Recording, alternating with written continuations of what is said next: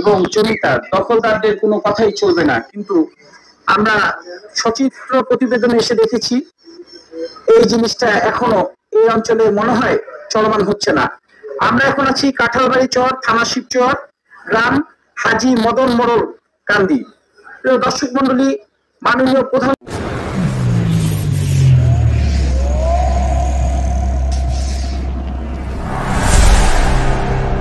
প্রধানমন্ত্রী সেই কথার পরে জনগণের মনে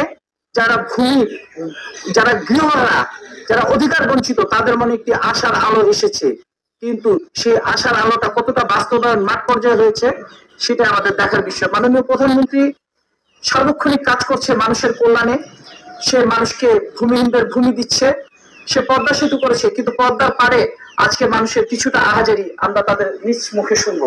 এরকম আছেন? আপনার নাম কি? আমার নাম কালামমন্ত্রী। জি, আপনার কি সমস্যা একটু বলবেন? আমাদের সমস্যা হলো আমাদের চার বাইরে 6 বিঘা জমি আমার দাদা এবং আমার নানি দান দলি করে দিয়ে গেছিল। ওর মধ্যে থেকে আমরা 4 বিঘা জমি বিক্রি করে ফেলাইছি। আমাদের 2 বিঘা জমি থাকার কথা, সেই জায়গায় 1 বিঘা জমি আমাদের আছে, 8 বিঘা জমি নাই। সাইদের কাছে গেছিলাম, সে বললো দখল ছাড়া আমরা তোমার রেকর্ড দিব না, তাদের দখল আছে তাদের রেকর্ড দিয়ে দিচ্ছি। আচ্ছা, এখন যাদের দখল আছে তাদের তো, আপনি তো এই কথাটা বলেন নাই যে মাননীয় প্রধানমন্ত্রী বলেছে জমির কাগজ যার, মালিকানা যার, জমি তার, দখলদারিত্বের কোনো কথা চলবে না। সেটা বলছি, একটা কথাই বলছে যে দখল ছাড়া জমি দাবি ঠিক পারবো না, কোনো রকম দেওয়া সম্ভব না। কে বলছে এই কথাটা?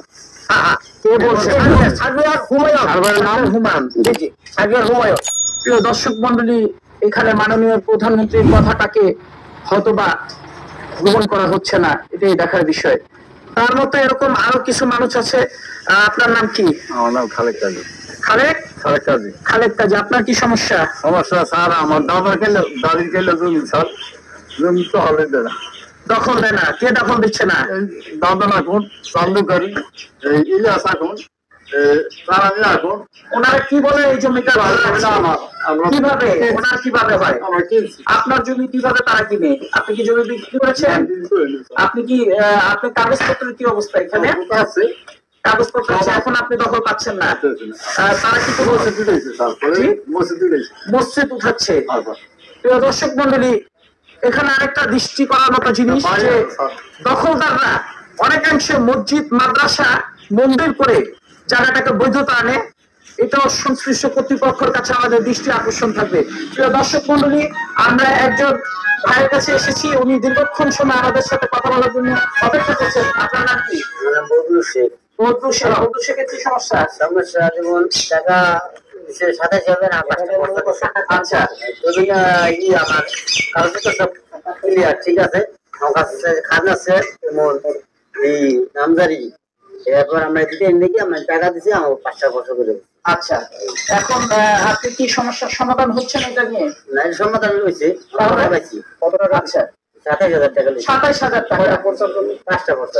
আমরা তো জানি দর্শক মন্ডলী, এখানে সরকারি একটা নির্ধারণ আছে, আলাদা এক সাংবাদিক আছে ভাই, নির্ধারণ কত আছে? নির্ধারিত আছে 1120 টাকা। 1120 টাকা ফি। তাহলে ওনার আপনারা দেখলেন যে ওনারা এখানে 27,000 টাকা দিয়েছে, তো কতটা এক্সট্রা হলো? অনেক অনেক। কে দিয়েছে টাকাটা? এটা ওই যে আর নাম কি, নাম অলমোস্ট একজন। আর দর্শক মন্ডলী, এখানে সার্ভে অফিসের অনেক রকম অভিযোগ, আমরা চাইলে অনেক মানুষ এখানে আসতো, আমরা এত মানুষের তথ্য সময় সাপেক্ষের ব্যাপার। তো এখানে আরেকজন বয়স্ক মুরব্বী আছে, উনিও বলছেন যে আজকে টাকা ছাড়া কাজ হয় না। তো প্রিয় দর্শক মন্ডলী, আমরা চাই এটা, এই জিনিসটার নিরসন হোক, ভূমিহীনরা, অধিকার বঞ্চিতরা আজকে তাদের ভূমি ফিরে পায়। আপনার কি অবস্থা? আমরা নিচে চলে যাবো, এদিকে আমরা বাড়ি করছিলাম, তো আমার মার টাকা পাইছিলাম, আমরা গেছি গা, আমাদের দাদা চলে যাবো। এরপরে দাদা এরা ঘুরতে খাইতে আসছে, আমাদের আইসক্রিম আমাকে দাদা দিল না। এটা আমার বাপে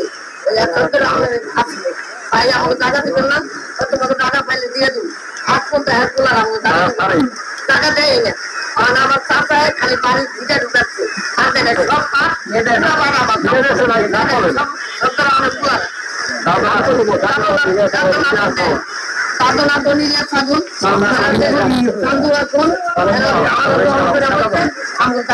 দর্শক মন্ডলী, এনার মতো আরো অনেকের অভিযোগ এই জমি নিয়ে মাননীয় প্রধানমন্ত্রী সহ সংশ্লিষ্ট আমার দৃষ্টি আকর্ষণ থাকবে। আজকে তারা যেরকম তাদের ভূমি নিয়ে কথা বলছে, তারা যেন এই জিনিসটা তাদের অধিকার আদায় হয়। দর্শক মন্ডলী, আপনারা জানেন ভূমিদস্যুদের কোন স্থান বাংলার মাটিতে নেই, এটা মাননীয় প্রধানমন্ত্রীর অঙ্গীকার ছিল। মোহাম্মদ ইদিয়ামিনের পর STV বাংলা, শিবচর।